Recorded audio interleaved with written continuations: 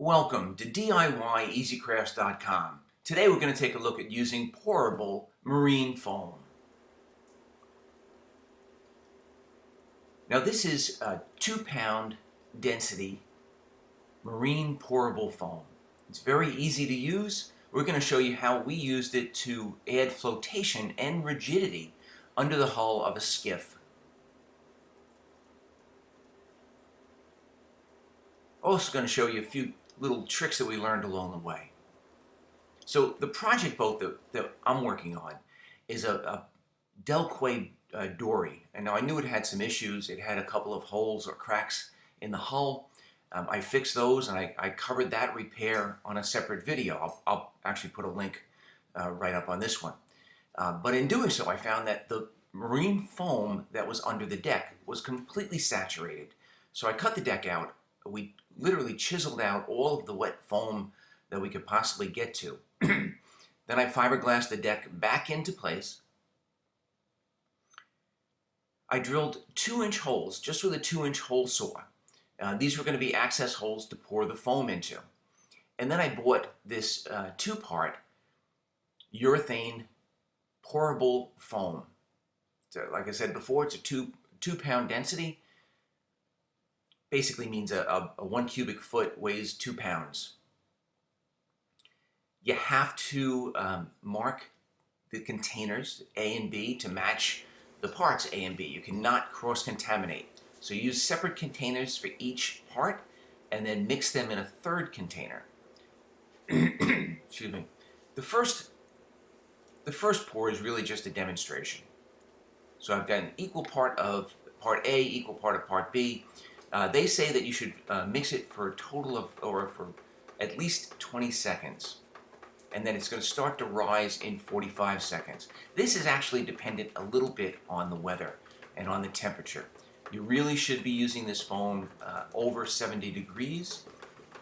But as you get up, closer to 80 degrees or slightly over 80 degrees, it will rise faster.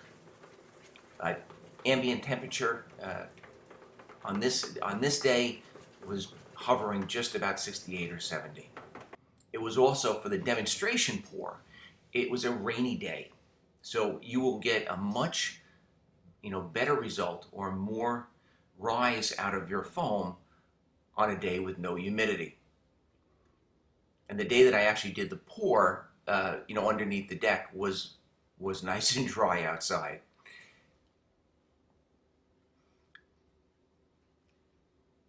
So bearing in mind that it was a little bit cooler than it's supposed to be and a little bit moister than it's supposed to be, the demonstration bucket really does show how that foam expands. And as it expands, it will find its path along or filling up all gaps as it fills in the underdeck spaces.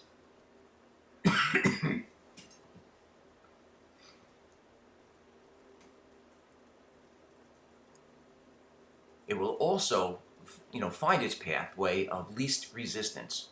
So as you're filling up one particular area, you can very easily cap it off. It won't put that much pressure on it, and then it'll move forward. When it's finally dry, it's a nice and hard surface. It will not absorb water. It's a closed cell foam, and you can't dissolve it. You can't dissolve it in acetone or gasoline. So anyway, I'm using a wet dry vac. And I'm blowing air under the hull. I've just wrapped it in a cloth. I've taped up the other access holes. And across the boat, across the deck, I've got one open. So the air's coming out that hole. You can see that the temperature inside the hold is 68 degrees. Outside the hold is 71. So I pumped up the heat in the garage. And what I'm doing with that wet dry vac is I'm pumping ambient air or ambient temperature air into the hold. And I was very surprised at how well that worked. It really heated up the area underneath the deck very quickly, and so that the exterior temperature and the interior temperature were both 73 degrees when I started to pour. Yeah. All right. Ready? Yeah. When you're first starting to use this foam, I would definitely recommend smaller batches. what's really neat about this is you don't have to pour all at once. You can pour small batches. It will adhere to itself, actually very nicely. You want to stir for at least 20 seconds.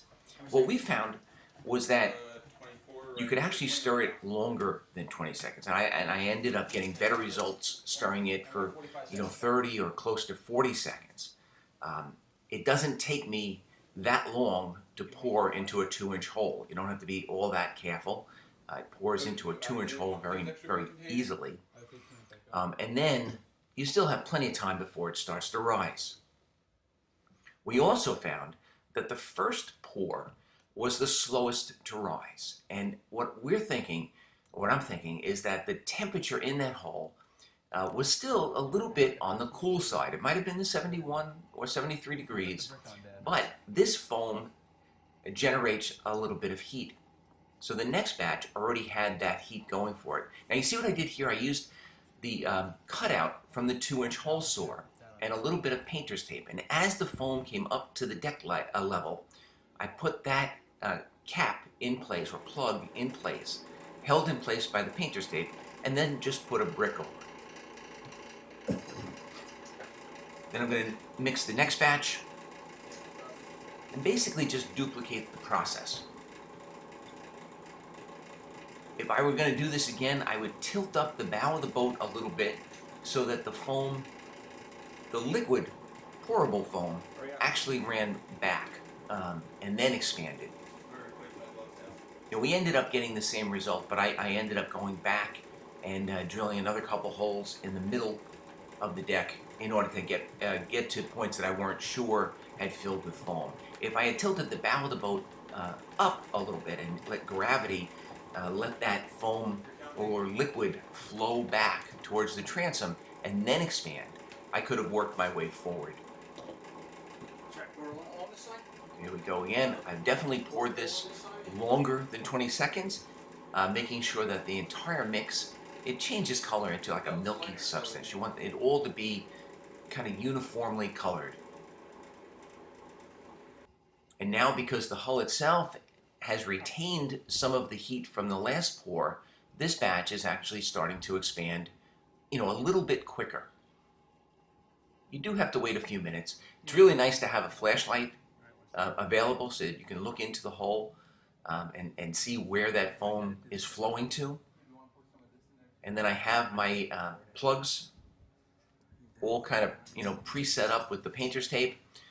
So as soon as that foam just reaches the bottom edge of the deck, whereas it's going to support that plug, I put it in place and I put a brick on top of it. Why is it whiter right there, though? You see, like, right there? Yeah. Maybe, that's where the drop of water was. Now, while I'm working with this, anytime I work with fiberglass, I wear 2 pairs of gloves on each hand. And the purpose of that is if I do get one, soiled, and that happens, you can just take off the outer set of gloves and you're back to working with clean hands again. I've done a lot of fiberglass work over the years, but this is actually the first time I've used this pourable foam.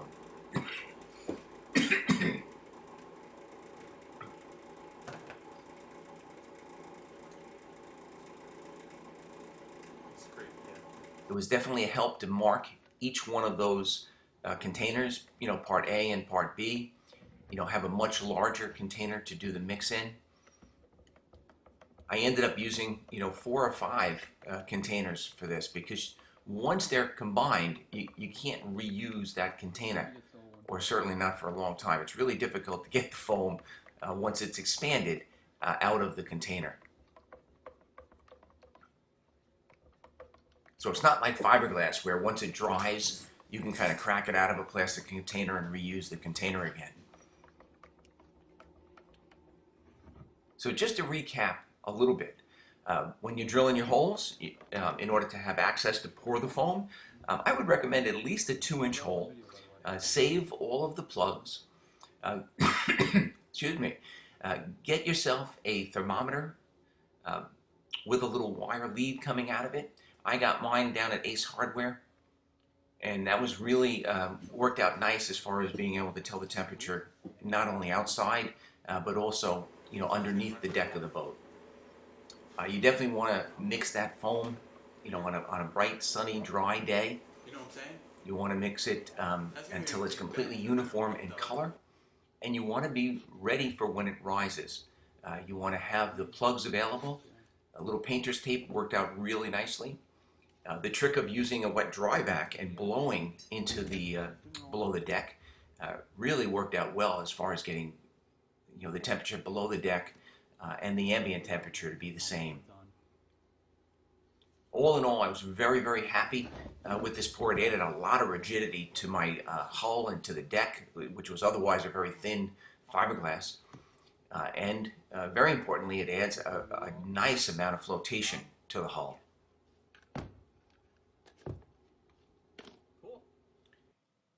And when you take the painter's tape off, you've got a nice plug in place. You're ready to just do a little bit of grinding and fiberglass to cover that up, a little gel coat, and you'll be ready to go. And that's basically it. A very easy marine pourable flotation and rigidity foam that can be used in hulls and also in a variety of other applications. I hope you enjoyed the video. If you did, I ask that you please give it a thumbs up. I would love to hear comments back. And please check out our other videos, which can be found on www.diyeasycrafts.com. Thank you.